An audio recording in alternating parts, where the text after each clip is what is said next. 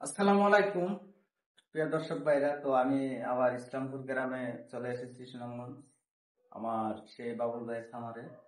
তো এই সাইকেল গাড়িটা হিটে আসছে। তো এটাকে আমরা আজকে কৃত্রিম প্রজনন করাবো। তো আপনারা ভিডিওর পাশে থাকেন এবং দেখতে থাকেন যে কিভাবে একটা গাড়িকে প্রজনন করানো হয়। তো সর্বপ্রথম একটু গরম পানি লাগবে। তো গরম পানিটা হতে হবে আপনার 36 থেকে 37 ডিগ্রি। কারণ যে সিমেন্টটা আমাদের কেন থাকে, এটা থাকে নাইট্রোজেন গ্যাসে। এটাকে গলানোর জন্য আমরা তো হালকা একটু গরম পানি লাগবে।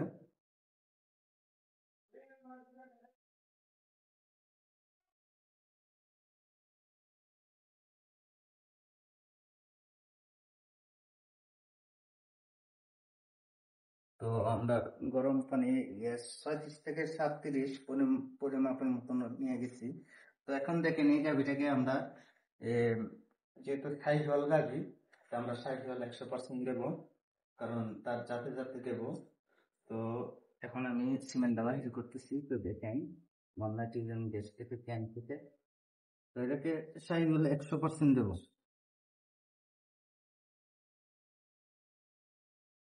সাইজওয়াল 100%। এখানে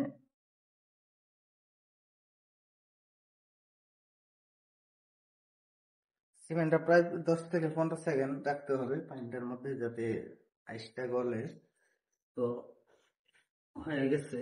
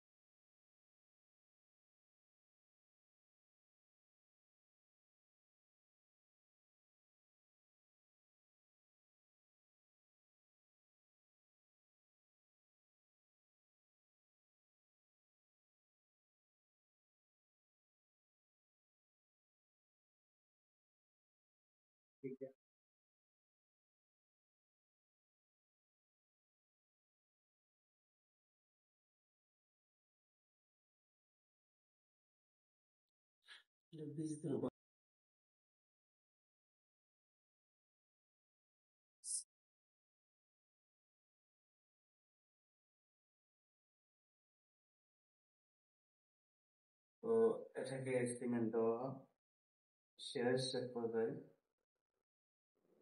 ভিডিওটা কার হবে।